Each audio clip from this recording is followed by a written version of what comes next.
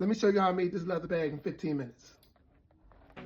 Okay, this is superior grade embossed genuine leather.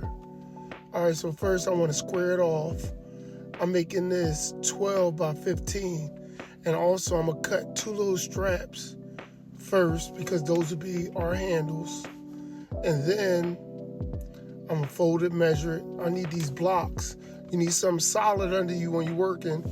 And this is a punch board. So this is cement glue. It's for leather and it's a tacky bond that holds it together temporarily so that we can punch the holes. That way, once we pre-punch the holes, then we don't have to worry about it moving when we punch it. Now I'm making 2 little slits right here, and I'm gonna put the oblong punch and punch these holes out on both sides of the material. Those holes will be for the 2 handles. Now let's pre-punch the holes. This is a 4 punch. This is what you pre-punch holes in leather with so that you can sew it up with a blunt tip needle. And like I said, this is leather, so this material is really durable. And once you punch the holes, you don't got to worry about it fraying like regular material. Now, this thread is really thick. This is a 207 thread, and it's tested. Like, you can basically even go fishing with this thread. It's so thick. And I'm using a double O sewing needle. It's basically blunt tip. It's not really sharp. Lightly sharp, but really blunt tip. And I'm using a back stitch on this sewing, on this edge that we just pre-punched.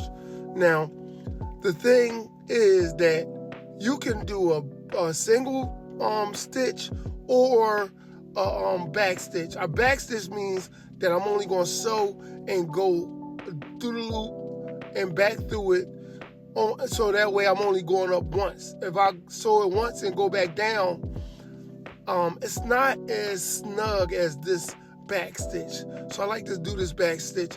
You could do this when it's basically in an area where it won't be seen. So I double knots the top, and then once I double knot it, I cut it.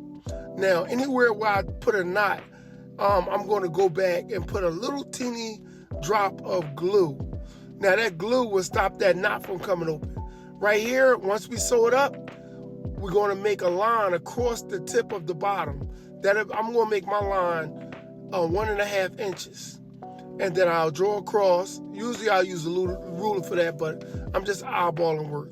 And I'll take the 4 punch, put two punches on both sides. Now, I'm going to sew that across. Now, what this is going to do is, once I sew that across, that's going to make the bag 2-dimensional. Once I sewed it on the sides, that would have just made the bag flat, and that's 1-dimensional. So once I sew that, then and go across twice with that stitch, I'm gonna put a little bit of glue right across this line because we're gonna cut across that line. Now that glue will stop any thread from coming out. We don't gotta worry about the thread coming out because that's fabric glue. Once you put that on the fabric, it ain't coming out. You can wash it and it wouldn't come out. All right, so now you see the bag is 2D now. You see it has a square bottom. Know what I mean? So now let's get to putting the fun part. And this is the easy part. Put a little tap of glue just to hold the handles into where we want to hold them. Now the first one I just put it in, but when I put this second strap in, I'll glue one side, but I'm going to take a little measurement and hold the straps together just to make sure that they even. And once I know it's even, I'm going to put a little dab of glue.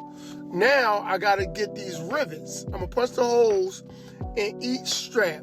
But I got to get these little rivets so that when I put them in the tip of where the strap goes, that secures it.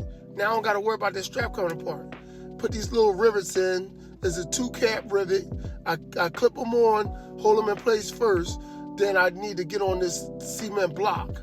Now I take a rivet setter and I smack those. Now that secures them. Now they're not going anywhere. Now I want to put another hole on the side of the bag. Now this is my keepers so that we can put a cross-body strap on it. These little keepers, they have a little screw in the bag. So I screwed them on with a little Phillips head screwdriver.